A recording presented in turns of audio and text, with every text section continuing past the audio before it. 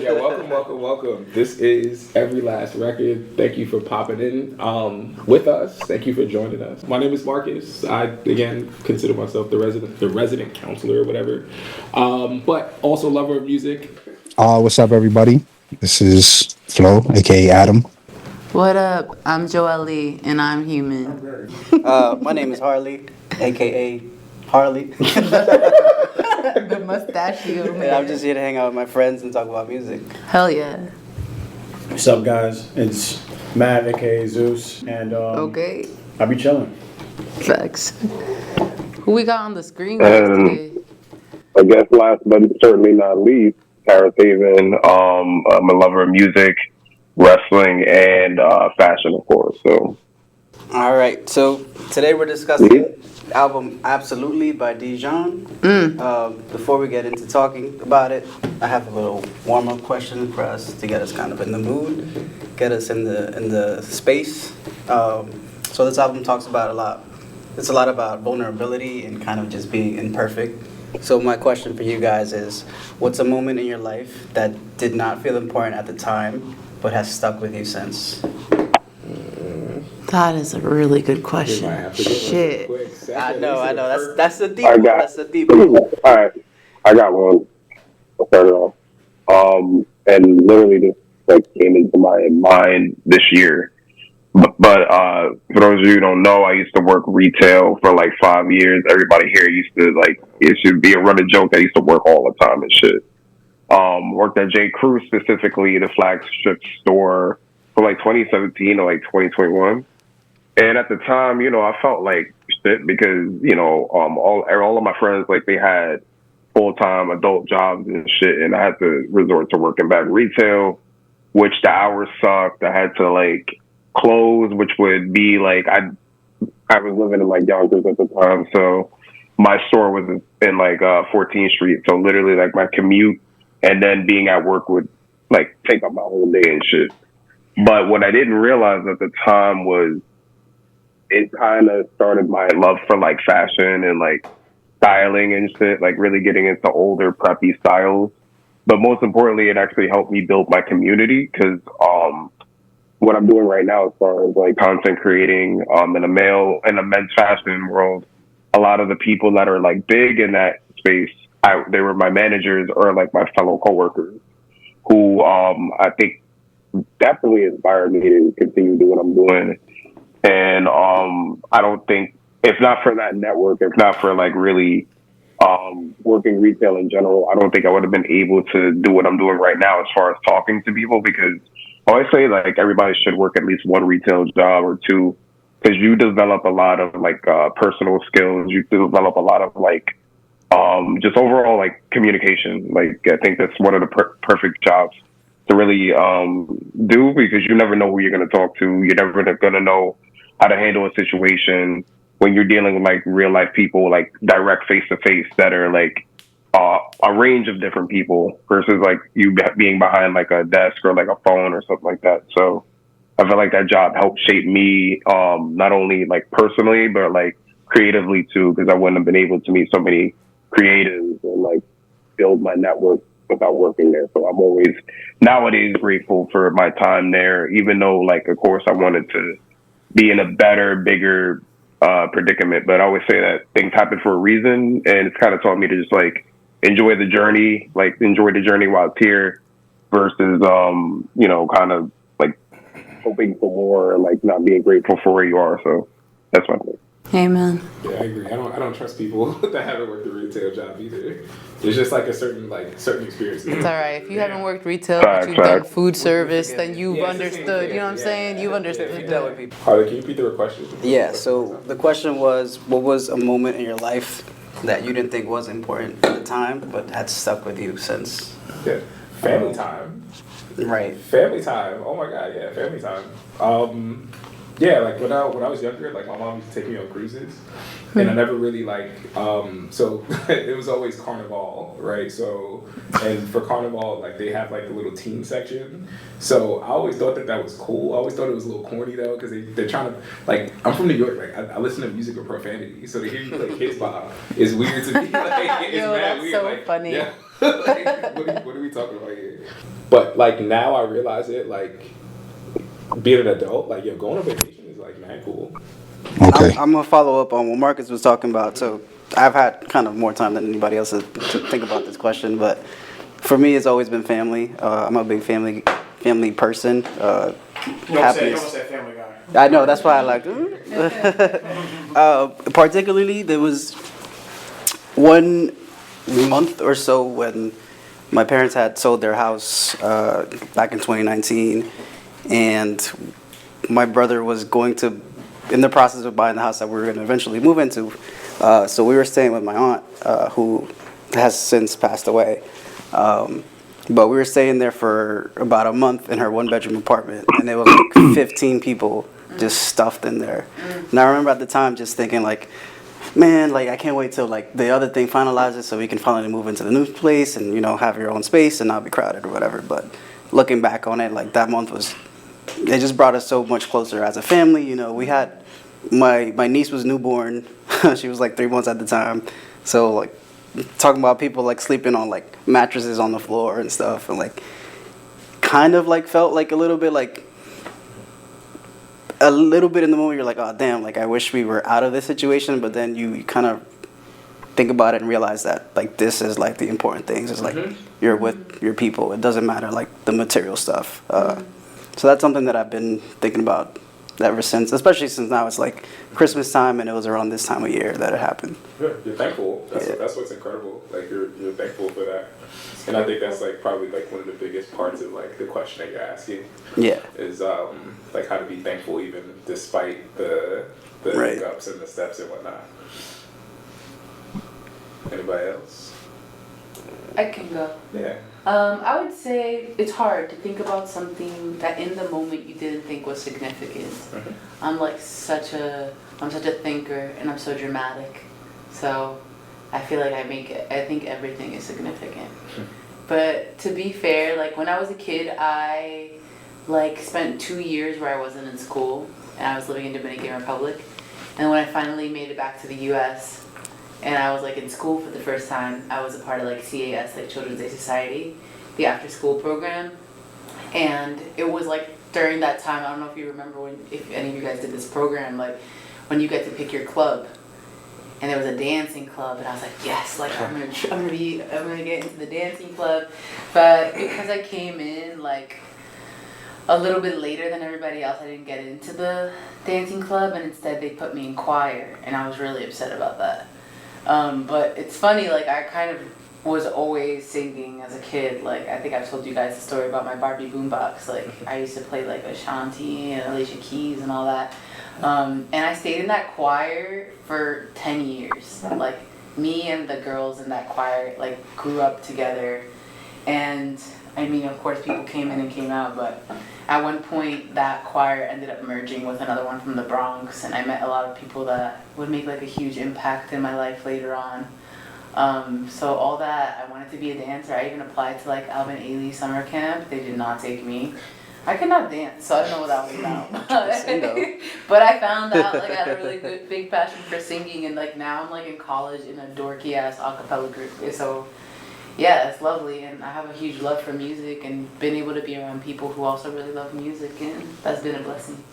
I'll probably say like somebody I think was that significant at the time was honestly where I went to high school at, because like I'm not gonna lie, when I was like 13 years old, the idea of going to all boys school was like trash. First off, I was like, you know, where the respectable young women at? Exactly. As a 13-year-old would say. That's a natural, It's a natural question. Yeah, and like second of all, like, you know, I really wanted to go like Spelman where my sister went, but like somewhere else. My mom put down on purpose like 3 all-boys schools, which I was kind of tight about. I just went to All Hallows because honestly, a lot of my school decisions were based off of just like vibes and not really any kind of research.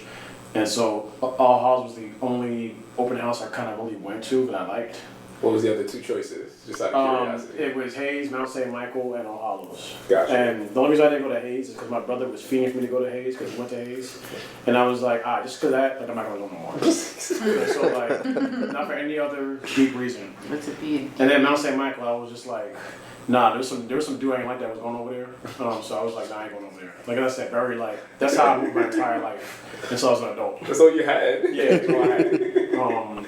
But yeah, a lot of people don't really think about high school. They think it's like, I went to high school, all my friends, I don't like anybody over there. I had beef in high school, blah, blah, blah. But like, my friends I've been in high school, kind of my lifelong friends, they're kind of like the people I kind of like rely on and see as like my brothers, more so than like any other kind of like school curriculum I went to, like in terms of a broad, wider sense. So you can see people from my high school, hollows on the street, just be like, yo, what's up? Barely even talk to each other in high school. It's just like almost like a fraternity. Like, yeah, we've been through it, and like we just like locked in for life. The most minor thing, you probably said one word to. In the 4 years you went there, y'all could just lock in, have a conversation, like hug and dap up. And I can't do that with anybody I went to college with, or like middle school with. So like, Hardy's right here, and I went to high school with him. You know what I'm saying? I knew him since I was like 13. So it's like, and also like it kind of really shaped me. Because like, not having girls around at that like pivotal age kind of like really taught me a lot of like discipline and like life lessons about being a man that I probably wouldn't have either encountered or probably would have developed later in life. Speaking for myself, not just everybody that didn't go to a house, ain't shit or something like that, but it's like, I really need that put me on a path of guidance, and I'm just so proud of who I was after I graduated and the person I walked in as. Not to get off topic, but let's get off topic or on topic. I love this album, so I'm excited to talk about it. Absolutely by Dijon was released February 5th, 2021. It is a genre-bending alternative R&B album that mixes lo-fi textures, indie rock, folk, and soul. So it's known for its raw, intimate sound and emotionally vulnerable songwriting, often feeling more like a personal diary than a polished studio album. That was very much intentional, and that's one of the things that I love about this album so much. About the artist himself, Dijon. Can I pause you real quick? Yeah. That's a great description. Yeah. Like I'm processing like the folk and the R&B. And you can hear it, right? Yeah. And like I wish I would have like read that description before I heard it. But Honestly, I wanted you guys to like have like your impression of the album before we got into like the nitty gritty of it, which is like why, in my opinion, like hearing it first, forming an opinion, and then watching the adjacent video that comes with it is so important because it breathes a new life into it. It transcends music. For sure. Definitely does that. About the artist himself, Dijon Duenas is an American singer, songwriter, and producer. He's recognized for experimental approach to R&B in close collaboration with Bon Iver, McGee. He's worked on the Bieber album. His work emphasizes authenticity, imperfection, and emotional honesty. He's really been on the rise in recent years, and I hope he gets his flowers. Like, I really like everything that he puts out personally. For a fun fact, I don't really have one, but Joelle brought one up earlier. Where did he get his name from? That's his name. I don't know where he got it from, but it's legit Dijon. It's legit Dijon. I thought it was a stage name. Like, is his real name? No, that's his like government.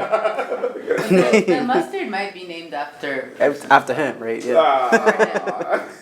But the fun fact you were gonna share is a good one. You should share. Yeah. So we were talking about it earlier. In every like live iteration of the album, they're live like mixing the songs, right? So like it's never gonna be the same twice. It's like a snowflake. Yeah, exactly. Every time. So they're like just experimenting and just vibing. They have like a general outline and then they just vibe. So like they just bounce off each other. I think they're like adding I believe like different ad libs and sounds that are just like coming off as like the artists are inspired. I forget what the guy's name is. My boy JD was telling me about this. So. It's a very jazz approach. There's jazz influences and roots in it too. So for sure. I mean, they're definitely like musicians that really care about their art. Yeah. In terms of numbers, there's no official Metacritic score out there, but Pitchfork gave it a 7.2 out of 10, which we'll get to towards the end what our individual ratings are. But it was praised by many major publications for its innovation and emotional depth, and it's frequently cited as a standout alternative R&B album of the 2020s. But yeah, those are kind of like the facts about the album. I would love to hear you guys' first impressions of it. What were your initial thoughts when listening to it? If anybody wants to share. Yeah, I mean, I also really love this album. And I think it's funny because there's Harley and I have discovered that there's so much music that like him and I really like. I see that you guys are like, you're happy to listen to it. Yeah. But me and Harley like geek out about a lot of same, like, especially a lot of singers, which I appreciate. Like, we both know who the fuck Justin Nozuka is. Which I've met maybe one other person. I don't think I've ever met anybody that knows a Justin Nozuka song. And not only does he know one, he knows several, and so do I. So it's like an artist that I was listening to when I was a kid, but like that stuck with me, you know? So I think that's really funny. We were in the same niche pocket. Did you like The Fray? I love The Fray. I used to love The Fray. I know, I just know. I feel like I now know. I have like 2 Fray songs here. Yeah, I think I knew albums. I knew all the albums probably. And I love Dijon. I love this album. It's a great album, and I think like that raw emotion is like a big part of what makes it so like attractive to me, and I'm sure that's probably exactly why you're also really interested in. Just to add another fun fact that I really love about this album is that they kind of like recorded it in all these different places. Like they recorded it in living rooms and bedrooms, and I love that because there's a certain undertone and psychological experience that you're having when you're not in like a studio, which is like, this is where you make music. And it's I won't say that it's sanitized in a way because a lot of musicians have made studios home, but I think there's a different kind of vibe that it brings when you're choosing these different kinds of locations, and I think that's super dope. But when you listen to this album, how long is it, 31 minutes or something? Yeah, 32 I think. 32 minutes, like 32-minute album, really great songs, a nice range, so it's like really digestible for anyone. And personally, I really like this album with headphones on, and if it's a speaker, as if you're a really loud speaker. I do not like this album at low volumes. We noticed. We were playing the album in the background, and Jolie was like, "Oh, exactly. raise I was like, Mark the She was like, "Put that shit up." No, I have a thing with, I think 32 minutes might be like my sweet spot for like how long, because I could circulate it, right? So I'm not gonna, it took me like 4 or 5 listens to like really get into it. I knew it sounded like incredibly raw. And then to find out that like these are just jam sessions that they're recording, I'm like, oh, okay, like, so my expectation, you're talking about perfect and imperfect, my expectation was that the mix is going to be mixed, right? That it's going to sound like a song, right? Whatever that like image of my mind was, right? Like it's going to sound well produced, right? Which it is, but in its own way. Right, so it took me a while to like kind of appreciate the rawness of the music. So it took me a while. It maybe took like 3 or 4 listens, and then I didn't realize this before, but I had The Dress as a song saved before I even heard the album. That's the song that really That's the highest like stream. Really? Yeah. Well, I'll share later what that song reminds me of. But yeah, like it took me a while. Right, I didn't know how to classify it. I didn't really like understand what I was listening to until like the 3rd or 4th listen. But yeah. The first time I heard this album, I was telling everybody before we started recording that I had no real context of like who Dijon really was. Like I heard of him because of his connections to Brockhampton, but that's kind of where it ended. But I didn't know he like made music. And one day, when like January 2022, it came on my Spotify, recommended on my homepage, and I was like, I'll give it a try. And like, I only heard it like twice, so I didn't really like get a chance to connect with it because there was so much other music I was listening to at the time, and it kind of like didn't capture my attention that much because I wasn't like focused on it. So this was kind of like revisiting that. I remember I took the song The Dress and I was like, nah, that song was great. And that's kind of the only attachment I had between like to this album. So when I heard it, like, you know, for like this session that we're doing now, it kind of like revisiting something that I just think at the time I wasn't like in the proper headspace for. But you know, since then, you know, I've always been a big music head, but since then I've been really into like, you know, researching about like, you know, instrumentation and like engineering and just like jam sessions and everything that goes into every kind of like, I appreciate a lot more like the structures that go into a song and how a song is made. Those don't know, I'm a music producer myself and I'm like getting back into it, so I've been really like studying the music I listen to a lot more the past like year than normally, than just being like a fan. So you got into this, is this the first time that you really get into the album, or did you find your way to it eventually I at like, another point?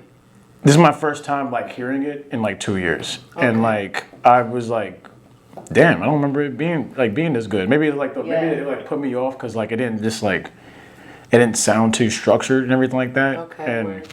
I know that the guy that likes chaotic music, that's something I would usually like, but I don't know, it just didn't really click with me like that. But like, again, as y'all probably know, I like really chaotic, like, you know, like strange kind of like I'm not gonna say it's like strange, like asymmetrical kind of music is what I like to call I feel it. like it's significant, and I respect it, and I hope that everybody does that, which is like respect when you're like your body, your heart, and the person that you are in the moment is like not ready to listen to an album. Yeah. And I love that you said like you just weren't ready to listen to it. I love that. Like I have artists that I love, and they might release a project, and I'm just like, I'm really just not on that type of time right now, and I can't listen to it. So I fuck with that a lot. Yeah, there's a few, like, I've grown to just be like, you know, sometimes it's not for me at the time. And like, you know, it doesn't necessarily mean it's bad. Like, you know, don't get me wrong, I do believe there's a thing like a bad rapper or singer or something like that, or band. But like, I've always like seen, like, you know, I've always like seen some kind of artist, like, you know, I could see the vision. And this is kind of one of those things where I could like kind of see the vision. Yeah. Like for example, last year I got a Tory Moore, and I never liked him like that. And I was like, oh, this just slaps. You know, I wasn't ready for it at the time. And so I've been kind of like going through a phase this year, ironically, of like revisiting artists I just didn't really like attach to, but I knew like there was like a vision behind it. And so like Dijon was one of them, because I like McGee, who's a very frequent collaborator with Dijon. And like I was like, nah, I would probably like this again. So like, yeah, this was like almost a new first impression for me. It felt like entirely brand new outside of the dress. And like, yeah, I really liked it. It felt very impromptu. There's not many albums that sound like this in terms of like a very improvisational kind of like. It's very risky because like You don't know what's gonna come out of it. It could be terrible. It could be trash. There may not be no chemistry. There might be good chemistry, but just, it doesn't sound like a good song. Yeah. I know some of the songs. I've had an idea in these random. Some of the songs are freestyle. Like some of the songs, I think like Big Mike's. What's the first song? That's the opening song. Yeah. I think I read that he just like freestyled that whole song. It wasn't like written anywhere. I think I saw that on Genius. He didn't like write the song down. He kind of just like came up with the words on the fly, and then it just like that's a pretty good song. Let's I make that might good song. argue that that's exactly like it's ballsy, and that's exactly what makes it so good. Yeah. And not that it's ballsy, but it's that they like when you trust your own process and you trust, like, and you just know that the feeling is enough to carry you. Yeah. That's like literally God at work. It's like they're not even trying to make it's music. It's just like we're just gonna figure this I out. know that I love this, and I Yeah. know that I love these people, and I know that we vibe, and anything that we Something's are gonna come feeling out of right it. here is Yeah. gonna be great, and that's so dope. Yeah, that's incredible. To Matt's point, it was a freestyle. So Okay. they were literally just hanging out in somebody's crib. It was just him, McGee, and a couple other people, and they just started jamming. And Okay, I remember I read that song. Something Yeah. just came out. It feels like all the songs are like that almost. When you just like word vomit something like that, it's the emotion, right? It's like that's what caught me. I'm sorry, I might as well just give my first impression, but like I like music because I like to connect to the emotion behind music. So that's why I'm into all the like singer songwriter stuff. Like there's something human about like. I don't know who the fuck Joanna is, but I'm hearing this and I'm feeling like what he's feeling, right? Like it's like you just feel that like rawness, that emotion, like that's universal. It doesn't you feel matter. like you might drop to your knees. Exactly. It doesn't matter who it's about, like what it is. Like the song could be talking about whatever it is, but you can hear the emotion like in his voice and like the way that like the music just blends together. So that's kind of like the first thing that like hooked me into it. First Alright, you got impressions, any yo? thoughts? Yeah, I mean, everybody kind of said it, but I do love on first listen that. So I got into him because I know he was associated with McGee, who I actually got into like the end of last year. And Two Star and the Dream Police was like I kind of flipped the switch in me really enjoy that type of music. And then this year I got into him because I know he produced some of the stuff on Bon Iver's album, which I think is one of my favorite albums this year. So I think I came across I think the first time I saw was this one, so I locked into it earlier this year. And obviously to me, it, like Marcus said, it took a couple listens for me to identify with it too, because of how raw and untouched it is. Yeah. It could be off-putting depending on what type of vibe you're on. I think Joelle even said that too. So I felt like I had to be in a certain space for me to connect to it. But I think I did eventually connect to it. I think maybe a couple weeks later. And then I was happy that you suggested it because it gave me an excuse to really deep dive into it. And through this deep dive, which I'll call my real first impression of locking into it, instantly fell in love with the emotion of it. Songs, I think one of the ones that really hit me was Rodeo Clown, songs like that. That shit just he's literally yearning and in pain. And I agree with you, Harley, when you say that you feel the emotion on things like that. How the whole album feels to me, very manic, but almost like you're a fly on the wall for these sessions. And then some of them take place in various places like LA, Wyoming, and I think he even went home for one of them as well. So just the creation of this album and how first of all how transparent he is, because I feel a lot of artists feel too pretentious to talk about them discovering themselves, because I felt he talked about this album hey, this is a body of work where I was trying to establish who I am as an artist, who I'm going to be as an artist.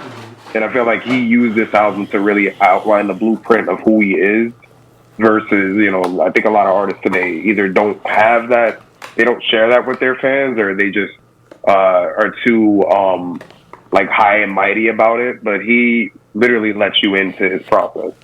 So that's why I really enjoy him, and what him and McGee are doing. They almost feel they're kind of pulling back the curtain and letting us fans really get into their creative process. And I think this album is an example of that. So Can I make a comment? Possibly. I love the connection that you made from to go to McGee to Dijon, because I was trying to.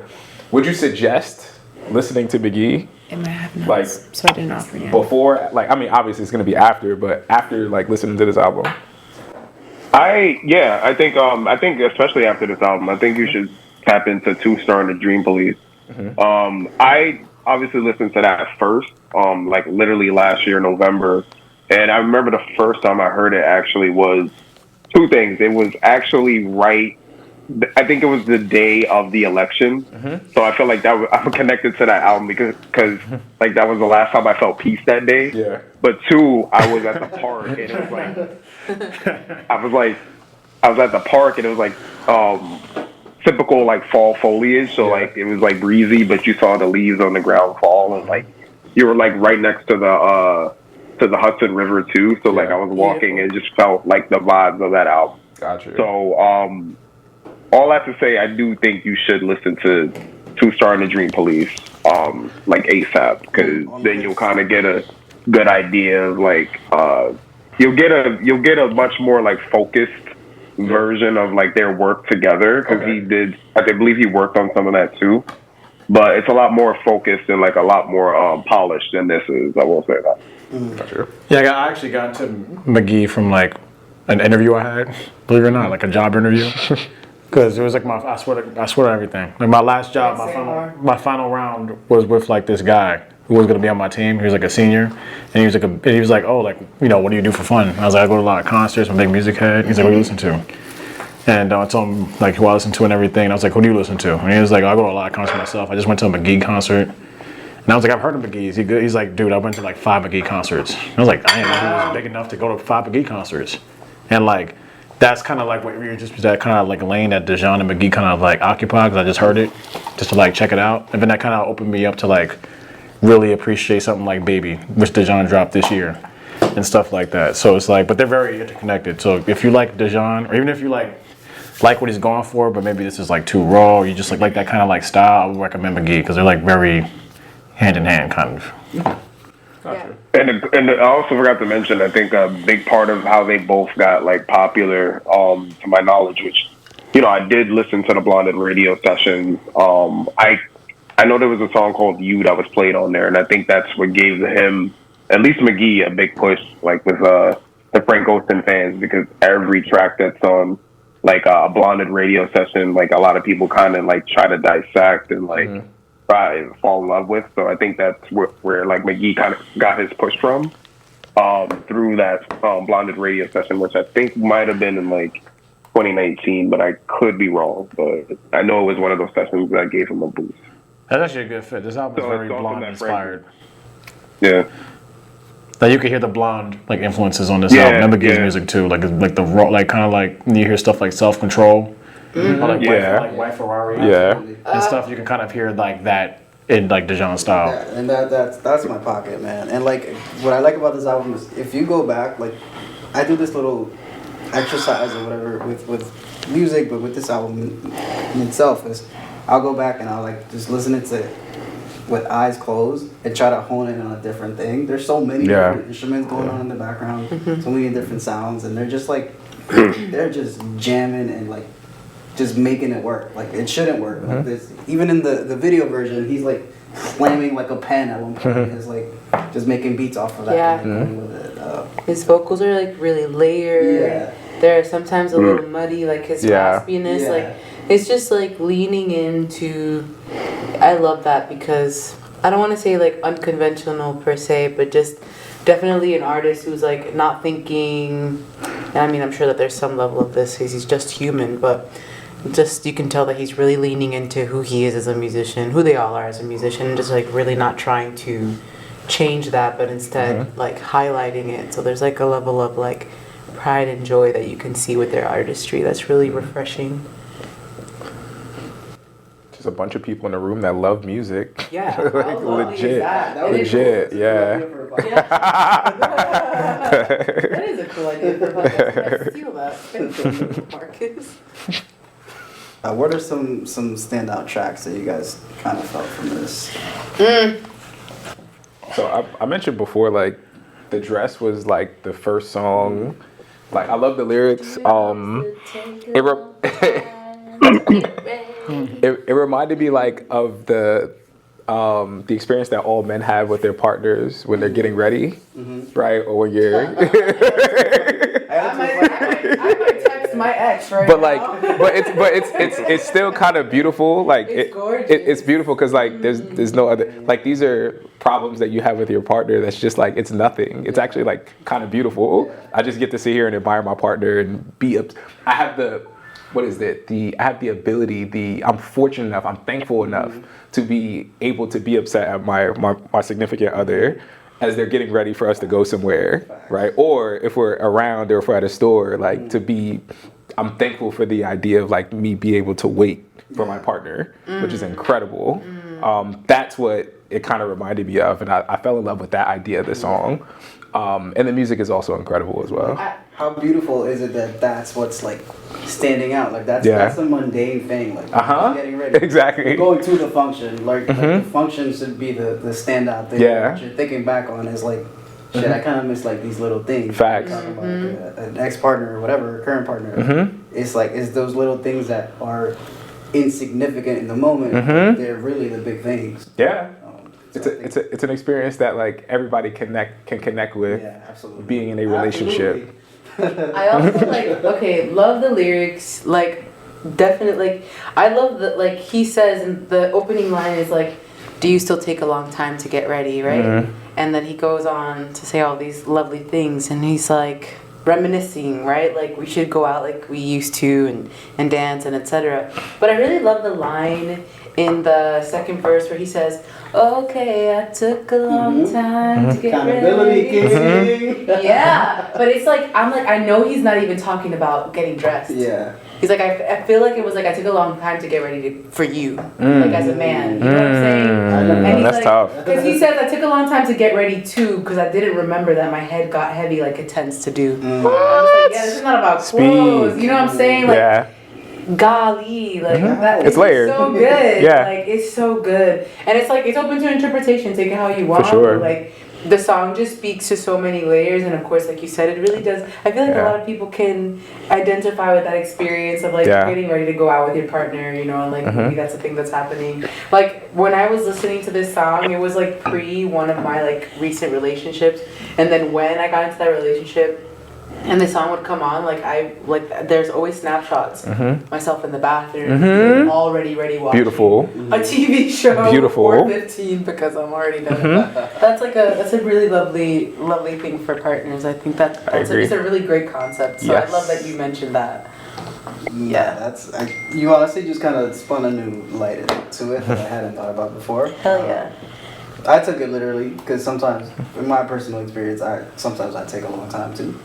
It is what it is, but more often than not, I find myself waiting for my partner, and you know, it's like you understand, like she gotta get pretty, so you gotta be patient, right? So exactly. There's nothing you can do but just sit there and wait, and like there's a silent beauty to that. I hope she doesn't hear this, but there's a silent beauty to that it's like it's a little moment that you're sharing, and like. What do you mean you hope she doesn't hear that? This is beautiful, actually. This is beautiful. It'll take a long time, but this is beautiful.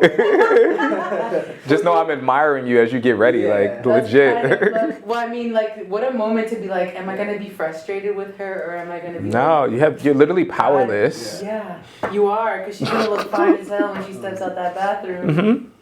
And she's hot. Just saying. Sorry, but another tidbit about this song, though, this song was his like challenge to himself in the midst of this chaotic album of just like vibes and energy.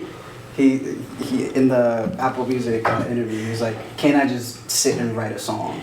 And so it started off like a gag. He was just talking about like he chose the dress as like a subject matter to just start talking about it. Wow. But then whoever's laying down the track. It was John Keek. He was playing some chords on the guitar, and it just came out so beautiful that he just got inspired. So also just like floating, which is pretty cool. Also, real quick, like there's a couple songs that I heard that I was like, yeah, I would love to hear. Have you guys listened to Baby Rose? Yeah. Their vocals are like a little. Her vocals are a lot more refined, but it's like I could hear them interchangeably on each other's music. Session? Yeah. That would go crazy. Yeah. You're so right. Yeah, I was like, oh, this. That would go crazy. Have you heard it? Have you heard of Baby Rose? She has a really beautiful voice. Oh my! It's none like no other. I have never gotten through a Baby Rose album.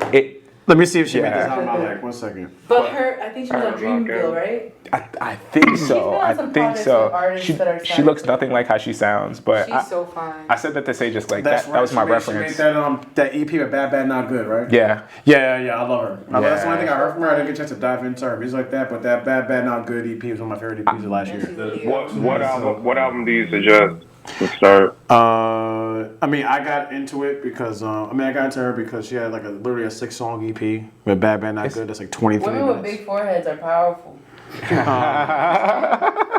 I would say, I mean, biased, but I would say that's a good entry point because it's like 23 minutes and it's like a EP. So I think that I'm not sure if all her music sounds like that because it is Bad Bad Not Good, but her vocals don't change. Like it's just always music like that. So like, and all right, I saved that. And I brought it up just because. Yeah, I brought it up just because like her voice is a lot more refined, but I appreciate his vocals in comparison to hers because there's a lot of emotion to it. Yeah. Which makes it a lot more raw. You know what's cool too about him is like he objectively, like as a singer, he's not an amazing singer, but I love his voice and I love his. Like, there's a million singers that like objectively just belt and stuff like that, but for him and the music that he makes, it just fucking works. Yeah, he just likes music. Like I don't think it's anything crazy. And there are some artists. Oh God, I'm gonna get hate for this, but like for example, Tori Kelly.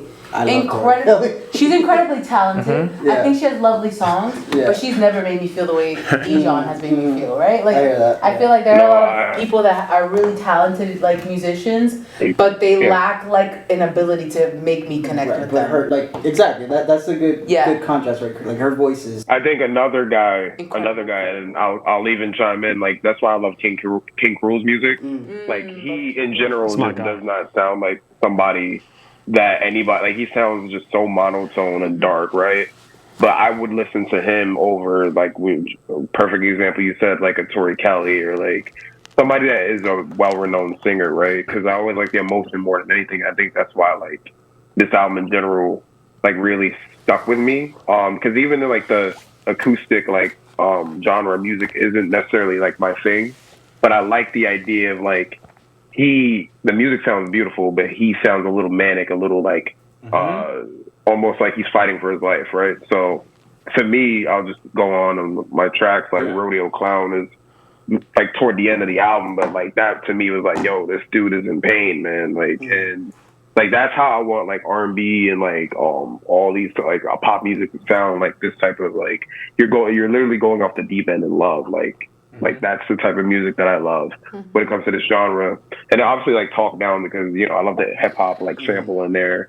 He said he wanted to like make a Baltimore club inspired song with that one, which I think he kind of obviously has a little bit of influences, but it's the bop on the album, so it's my favorite. And then you guys already talked about like The Dress, which I feel like is almost a precursor to what Baby is. It's kind of like dipping his toes into the sound that he would eventually get into. So I think that's a nice little like teaser into the next album. And then obviously Many Times is like immediately after hearing Scratching, which I think that was the first song he kind of made for the project. After like you hear Many Times, I like the way that it just abruptly comes on. So that's another one of my favorite songs. It has like that groove to it too. So obviously when it comes to McGee, like I'm all for like my favorite tracks by him are like the ones with the nice grooves and the like the synthesizers and shit. But I do appreciate the just like the strumming and just like the rawness of his acoustic guitar playing and vocals. Like he has McGee on the tracks and strumming, and then he's just literally like in pain in the singing. So I do enjoy those tracks too. But obviously, like the dreamy pop, like R&B cuts are gonna be like my favorite.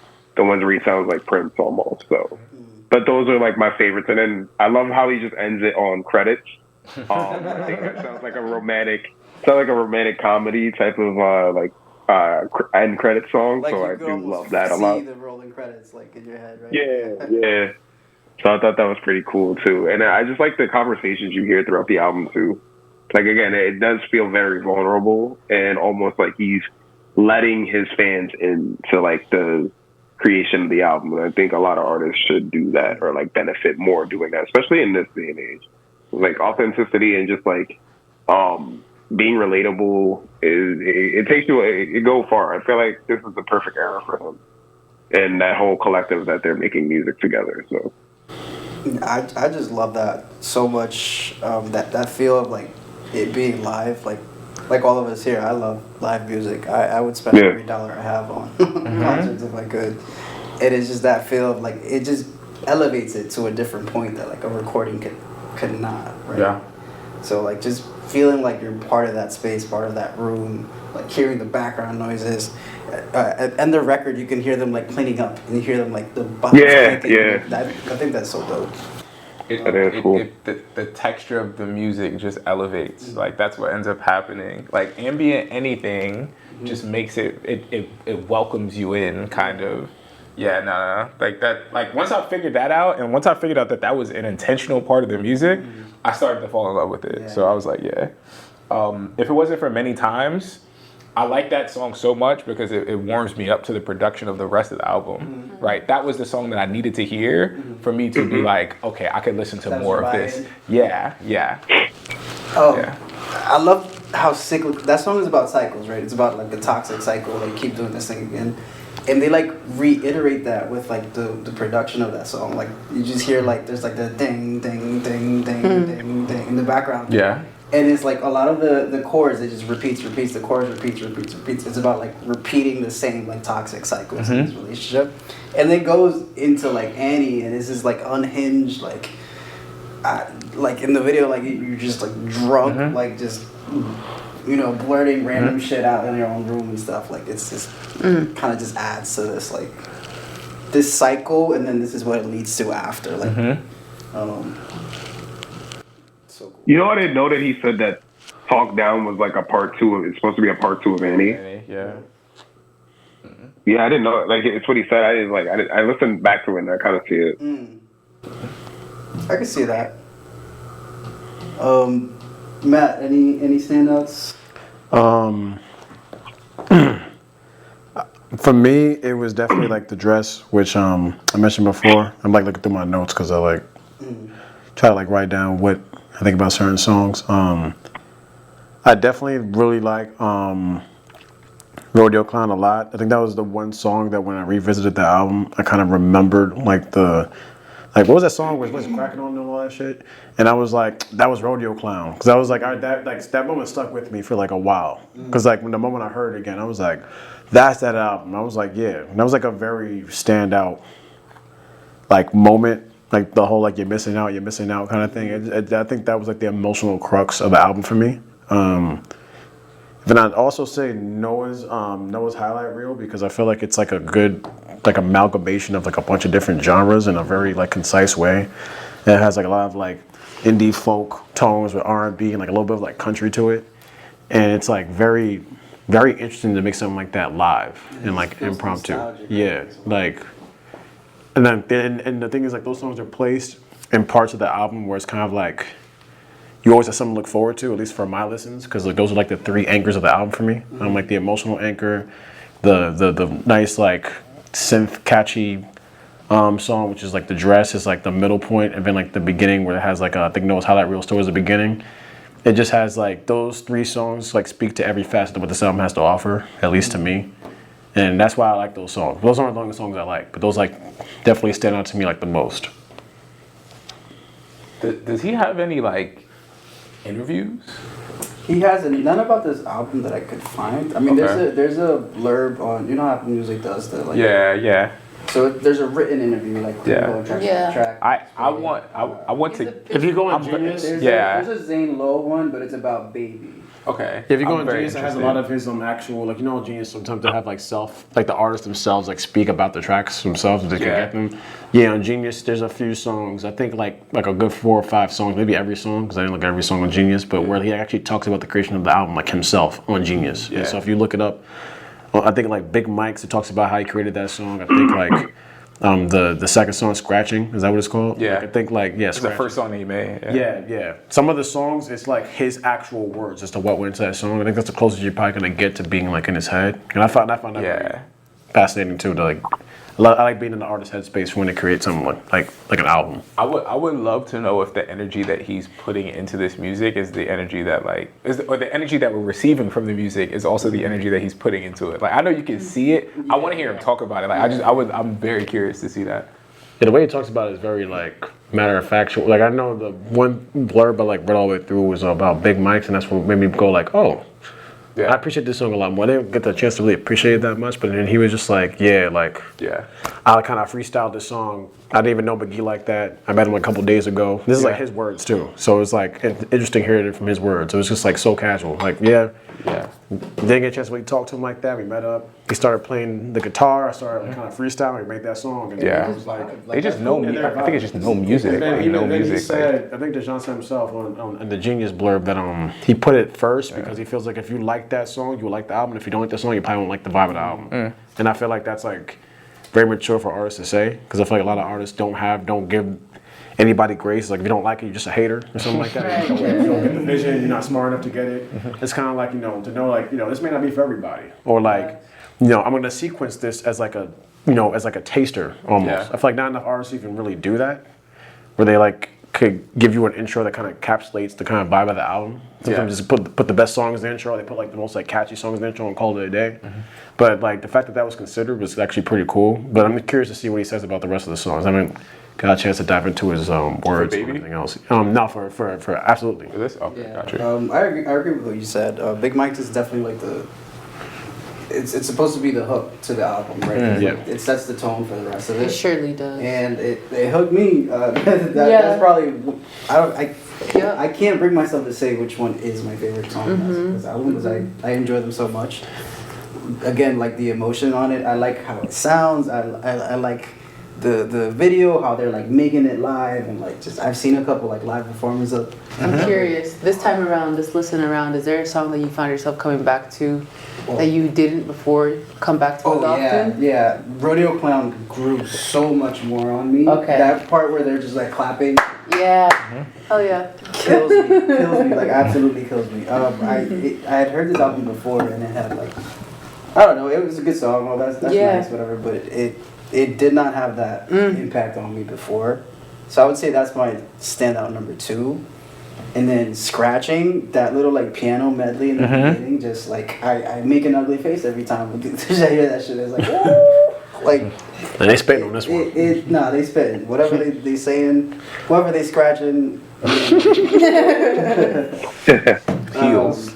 But I could go on honestly about every song. But. Talk Down is the one that like stood out more to me this time around. Talk Down, and I always have to like listen to the songs because I'm more of like I just like don't have my phone, so I'm not always looking. But Talk Down and Many Times, like just really were like sitting in my spirit. But Rodeo Clown is like probably my favorite off the album.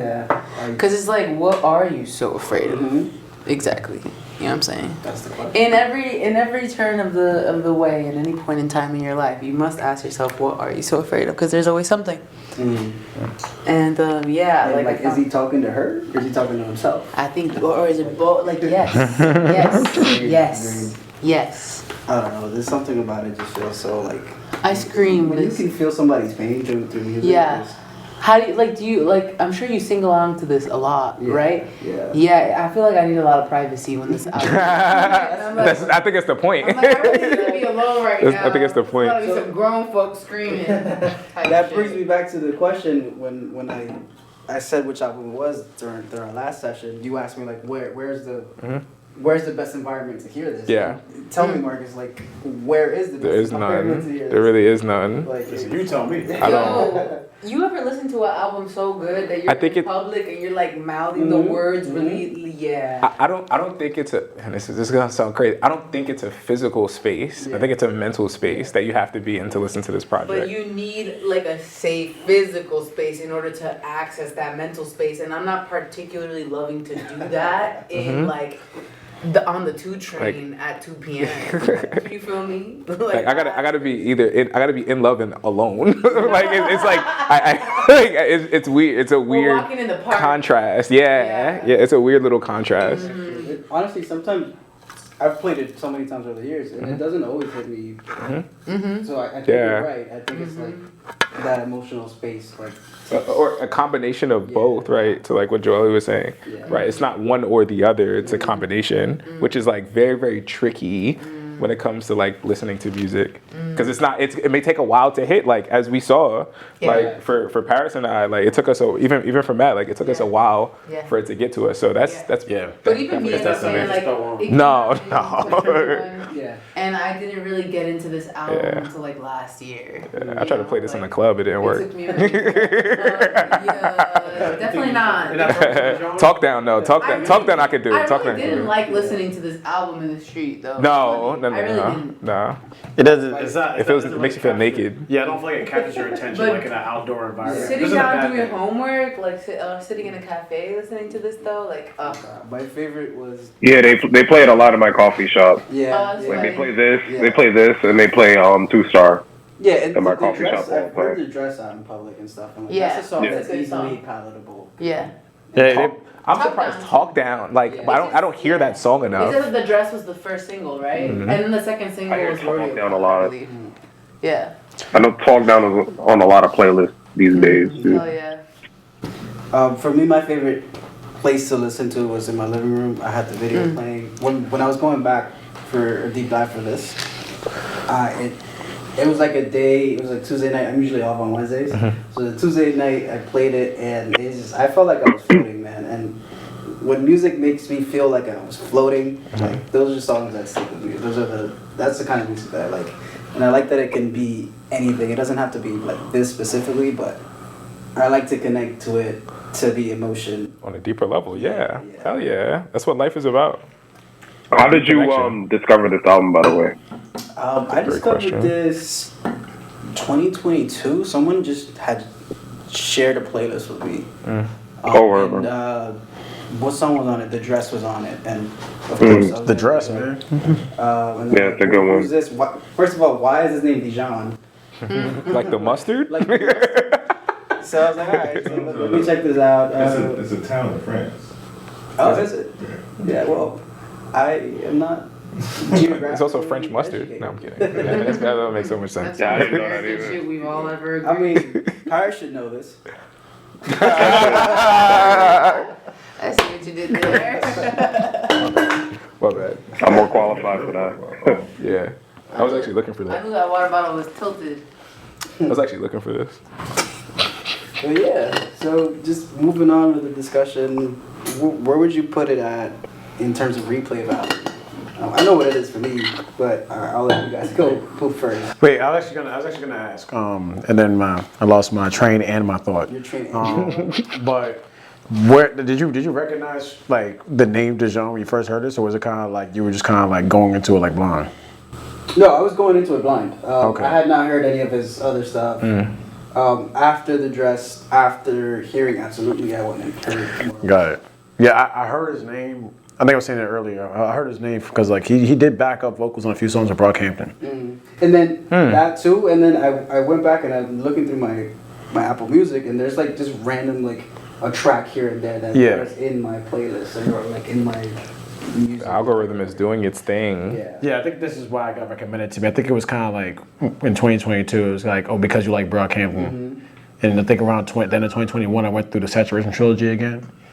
And then it'd been sub 5. I was like, oh, you like these guys, huh? And then they were just like, you like Dijon. And so like, and I was like, oh, that's the guy that did. He was on one of the songs with Saturation too. Yeah. And he did like a few of their like newer singles back in like at the time and everything. So I kind of recognized the name a little bit. But I was curious if like anybody else knew the name for like heard it. Brockhampton they should all have some incredible careers.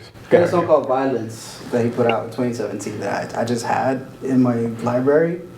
And you guys should check it out. It's very good. Very good. It's Violence with like the closed parentheses for some reason. But yeah.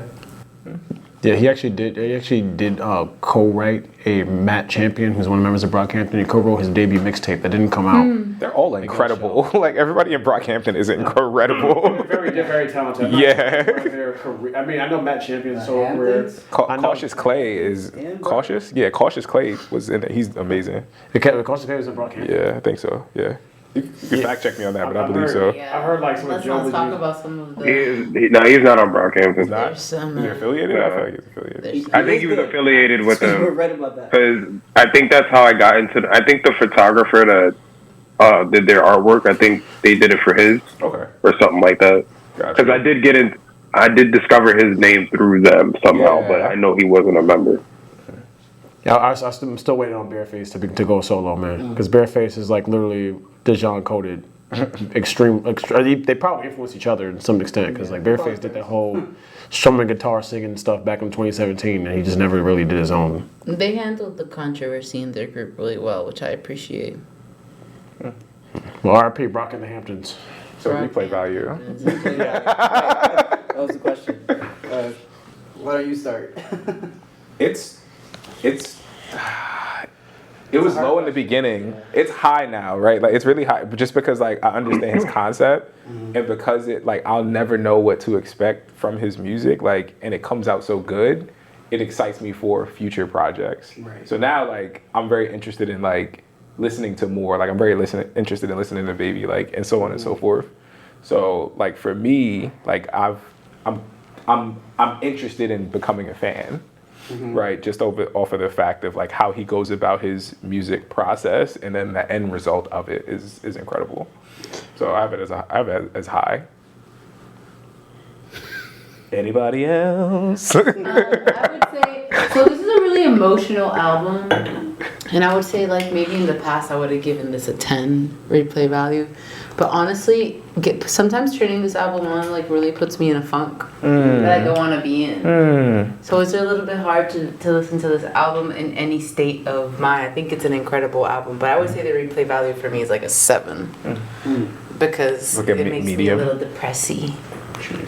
Yeah. That makes sense. As it should, right? It's supposed to like, tug at those like strings, right? Yeah.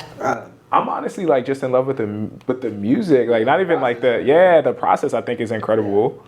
So It's like to the hear, concept, right? yeah, That's what I was saying before. Like the songs could say anything.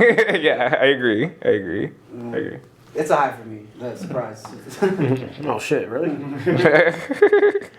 I'm waiting for the day somebody picks an album. It's like I don't really bump this like that, I don't but like this album. Actually, you. There are some really great albums that I wouldn't bump consistently. So this is I like that we have That's this as Yeah. we have this as a distinction because I think there are 10 out of 10 albums that I would give a replay value of like 2.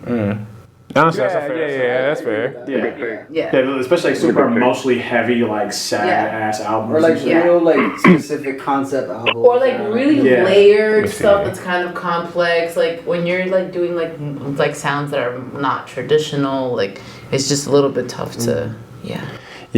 But yeah, replay value for me, I'm probably gonna, I don't think it's like necessarily like something that I will like go back upstairs and bump like right now, but I will have to like, I don't know, I will have to be like in a certain emotional space to listen to this right now.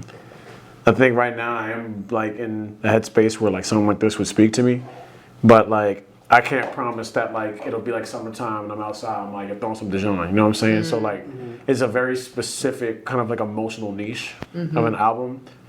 But if I'm in like the current headspace I'm in right now, I can see myself revisiting it again. So I can't give it like a medium high. I'll put an asterisk on it. This in a car also like late night drive. Hell yeah. Paris. I'll give it an 8 in terms of replay. I think there's still a lot more for me to even unpack. I like to do the listen where it's like you said, you close your eyes and just like you hear different things and stuff like that. So I'd like to continuously revisit because I think Dijon and like McGee and like all these guys, like they're breathing a new fresh air. Like they're adding a new breath of fresh air to like R&B and like pop. So I'm all for these guys, so I want to continue to really deep dive on most of them.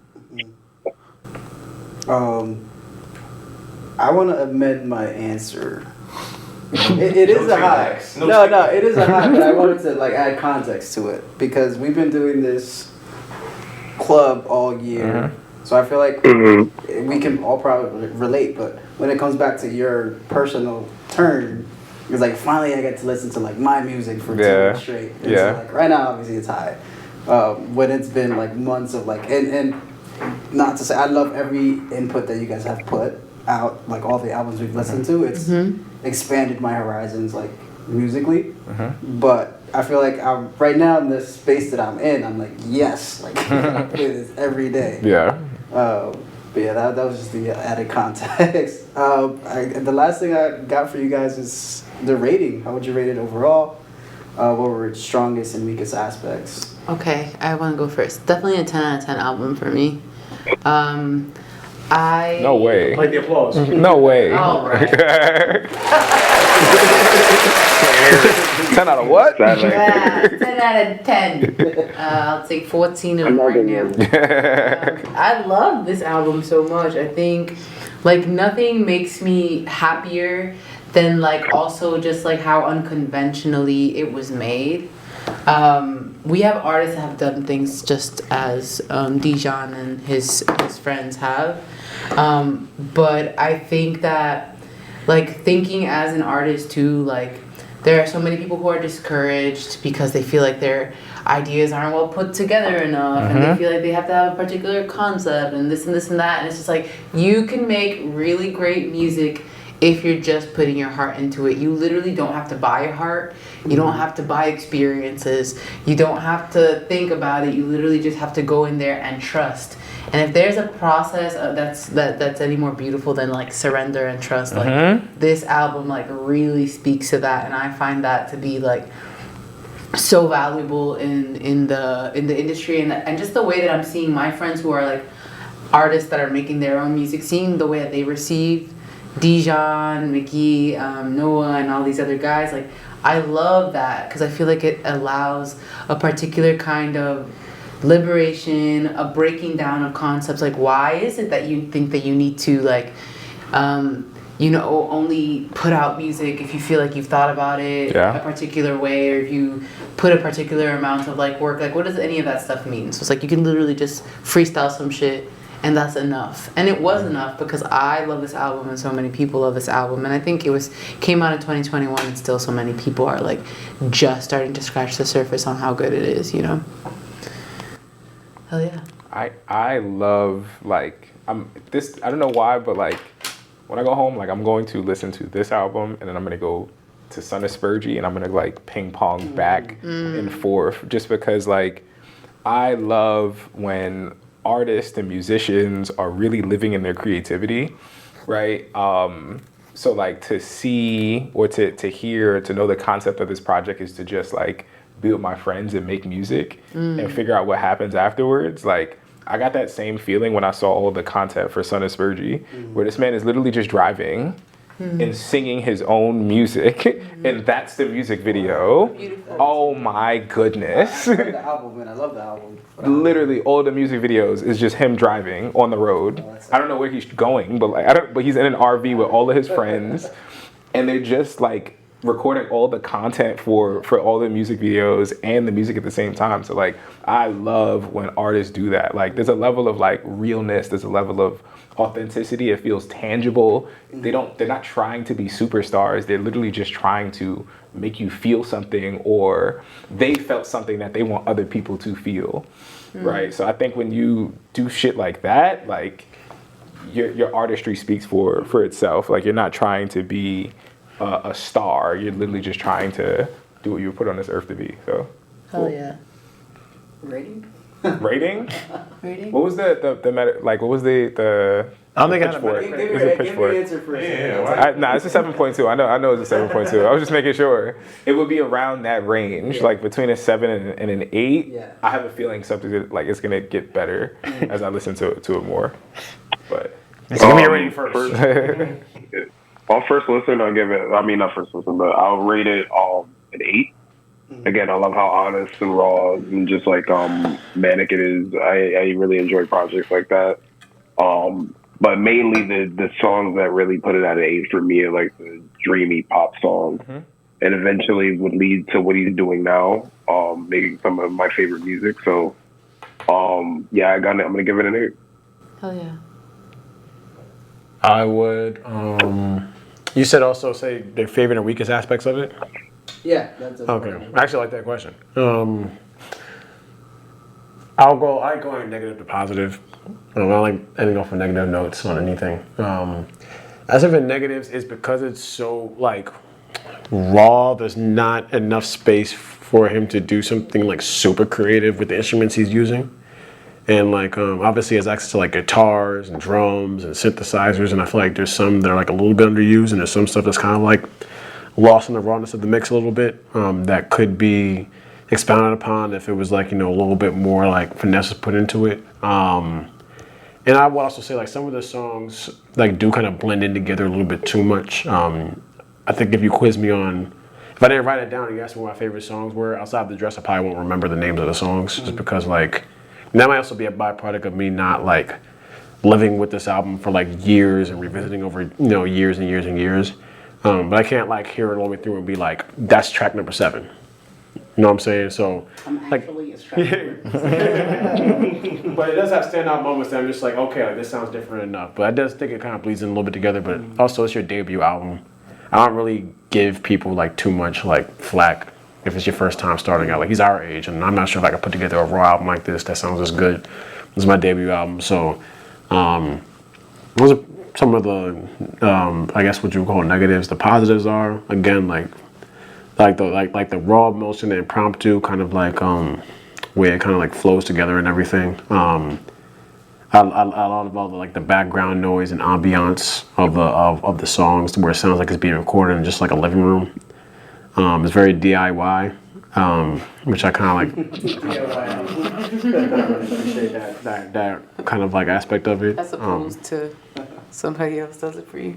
No, because like DIY music wise is like That's a fact. Like you're in the room and you just like, you know, you're in your bedroom kind of recording. Yeah. Like the bedroom pop kind of stuff. Yeah. Because some of these people be having like gigantic teams of 12 people working on a song and it still be ass. You know what I'm saying? So like Shouts to him for kind of like, doing something so impromptu. Stuff like this would come out very wrong. Yeah. It would come out very wrong. Yeah. We've seen stuff like this come out come out bad. So like Speeding bullet to heaven? No. you are not joking. But yeah, in terms of a score, again, it's kind of hard to give it a score because I feel like I haven't had enough time to listen to it, like to sit with an album that's like this kind of like raw introspective. I say right now I'm sitting at like a 7.5-ish range, kind of like what Marcus was saying. Yeah. But again, this is like an album I feel like you have to kind of like listen and have life experiences tied to it to really appreciate it, as opposed to just like you throw it on here for a week and you kind of just keep it pushing. So I think that could change. And as again, this is something that I'll keep in mind and like revisit at certain points in my life. I don't think it's just like a one and done, screw this album kind of situation. So 7.5 right now, which means it's like mostly good. I agree with your take. Personally, I have like 2 scores in my head. Like emotionally, like I connect with it, and I feel like I've been through like in some iteration of what he's feeling. I've been through a lot of that stuff, right? So that's a 10 out of 10 for me. But like if I'm talking objectively as like music wise, like strictly objectively, a 10 out of 10 has to be a masterpiece, and I think he still has a lot of room to yeah, he's gonna have a masterpiece now, like 100%. I recently, I don't know if it's gonna open up a can of like a discussion, whatever, but I feel like I'm leaning more toward abandoning the objective part of like rating stuff. Yeah. Because what you just said, the first thing you just said, right? If that's how you feel about the music, that's how you feel about the music. Yeah. Like I'm kind of over this whole like, oh, this album has to be a 10 out of 10 because it is. Like, I'm over that. Like, I feel like it limits you. It limits your ability to like really judge things that you love, because you feel like you're locked to only believe one thing. When hey, maybe this 10 out of 10 generational classic just isn't for you, and that's okay too. Yeah. But I feel like I'm kind of breaking. Music. It's subjective. Yeah, I think it's all subjective at the end of the day. Like. And I feel like maybe, I don't know what it is with me recently, I've just been coming to that like breakthrough. But like I kind of see music a lot different than I did like even last year. Like there's a lot of albums that in my heart are 10 out of 10 because I could tell you why. And the same way you just described it, bro, just keep that score. If that's what you feel, that's what you feel. I'll give it a 10 then, Paris. Yeah, give it a 10, brother. Honestly, my next score was going to be 9, so it's not like it's I also want to like, everybody has their own definitions too. So it's like somebody might look at, like for example, I put myself separately. I think that like sometimes I view the words objectively and critically a little differently. Like the way I view something critically is like if I was a music critic and I'm looking at it scientifically and breaking it down, like how stuff is sequenced and blah, blah, blah. Like, but I look at something objectively, it's like, all right, like these 4 songs speak to me. And the album's 15 tracks. If I were to take how I feel about just these 4 songs as a body of work, how do I feel about this body of work? Right. So that's kind of like how, but that's just me. You know what I'm saying? That's why there's certain albums where it's like, I love this album, but it's like a 7 because like I love these like this pocket full of songs. I don't like every song on the album. You know what I'm saying? So it's like, but I'm not looking at it critically where it's like, oh, it's not sequenced properly and the mixing and the the engineering isn't up to snuff. You know what I'm saying? So like, it's all about internal definitions too. I think what happens too is that sometimes like, and I think we've all discussed and agreed throughout a lot of our sessions that we feel like the number score, it's funny because we still do number scores and I don't mind that we do it, but every time we do it there's always like such a complication and such a conversation about like why, like how are we considering these numbers, like how are we assigning them, and sometimes what happens is somebody says, oh, I consider this album to be a 10 out of 10 album, so how can I give this album a 10 if that album is a 10 out of 10 album?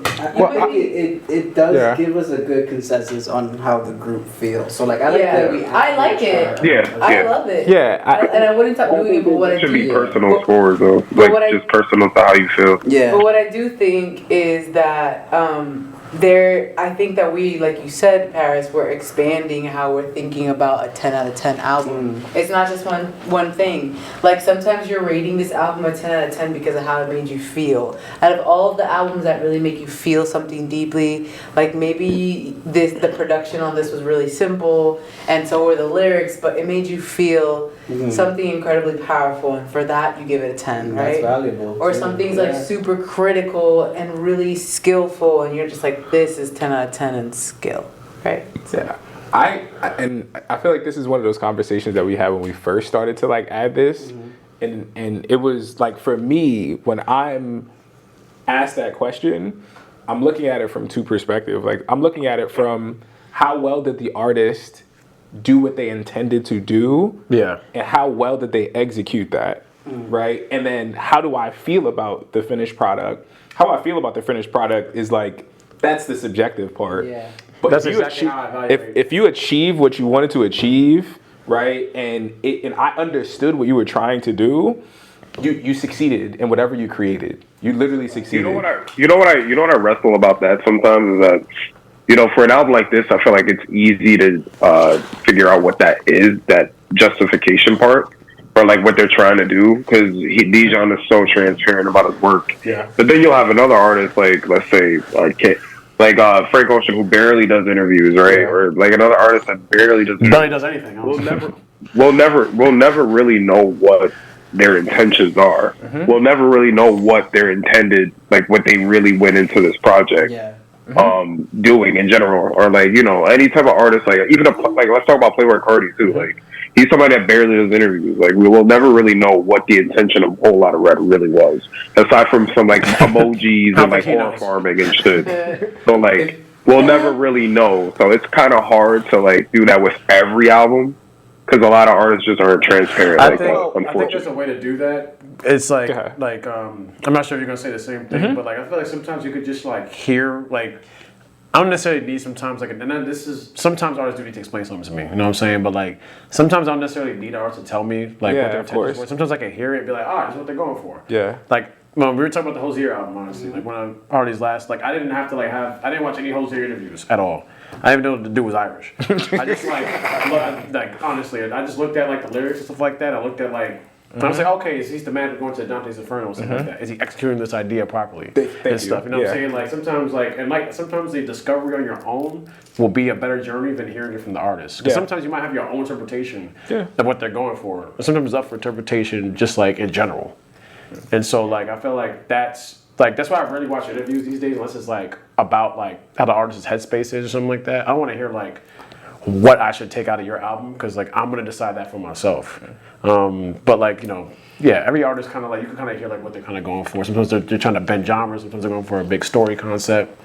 Like sometimes it just kind of tells you, it just slaps you in the face. But also sometimes it's like a little more deep. It's the execution, right? Like, and if you are a artist and a musician, right? Like, it should come out in your music, and if it doesn't, I don't know what to say about that. Like, I'm pretty sure artists hate when like people take other interpretations, but I think there's also other artists that's like, you know, it kind of takes a life of its own after a certain amount of time. Yeah. But yeah, like I kind of look at it as a part of the execution process. That's very similar to what I was gonna say. I feel like there's definitely like a level of artists that, like, there are definitely artists who don't want to talk about what their music is about, because then like the way that people receive it once you say what your intention was, when it feels different to, because there are so many artists that after years of their music being out and people interpreting it in a particular way, they say, actually, that's not at all what I ever intended. But that's how people make a story about how, like, the intention behind it, and they're just like, nah, me and my friends are just fucking around.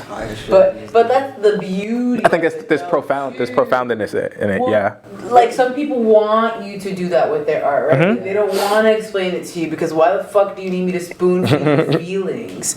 Like, motherfucker, just feel. Like, and what do you need the validation from me for? What is it gonna do for you?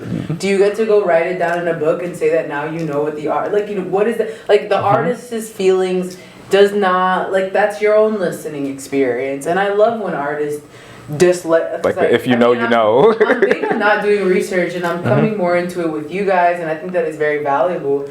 But, you know, like, also, like, I love the just feel the music. And if you get it, you get it. And if you don't, then just like move the fuck on. It's not that deep. Like if you don't like certain artists that are like considered classic or big artists or that everybody loves, like it really is not that deep. Who gives a fuck? I think it's like a really case by case, especially with some of the albums we've talked about. Like there's some albums where it's kind of like you just gotta feel it like this. I don't think this is an album where like if you didn't like it, if I told you, oh, Dijon's, wife's name is Joanna, you would be like, oh my god, I get it now. Like, you like it or you don't.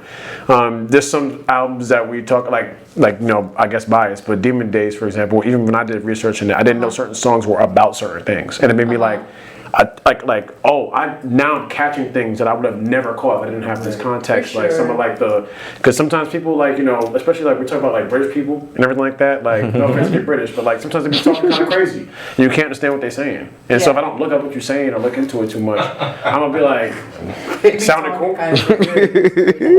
like Feel Good Inc. is one of my favorite songs of all time. I did not know what dude was saying on the first verse. Look at all the people that are into K-pop or music in different languages. Yeah, exactly. I have no idea what they're saying. Yeah, sometimes it's a feeling, and then sometimes you might go into it. Like some of there's like a meme where there's like those anime Japanese songs and stuff like that, and people will be like, this is like beautiful and amazing. It's the most depressing shit. Yeah. Like when you look at some of the lyrics about like suicide, but everybody's like, hey, I love this. Yeah, like Future. Like, you know what I'm saying? There's so many artists that have like wait, and like especially like now I'm like Paris. I'm sure that you can weigh in on this. People are talking about like all the hipster indie songs from like 2013 that everybody was listening to, and they're just like, the music sounds super whimsical and hopeful, but the lyrics were actually depressing as fuck. Yeah. And I want to say that like I had that little rant, and that's how I feel about it. But I also do understand that some people are like, they need some context in order to connect. And I don't think there's anything wrong with that either. So. I appreciate you, Jolie, for not judging me. For sure, no judgment, man. Moral of the story: think peace. Just like what you like, man. And hell yeah. It is what it is. All right. That's a wrap. Thank you guys for having this discussion. This was great. Harley, thanks for this album. This was facts. Awesome. This is so fun. I've been looking for an opportunity to get into mustard. What a class. Let's go mustard.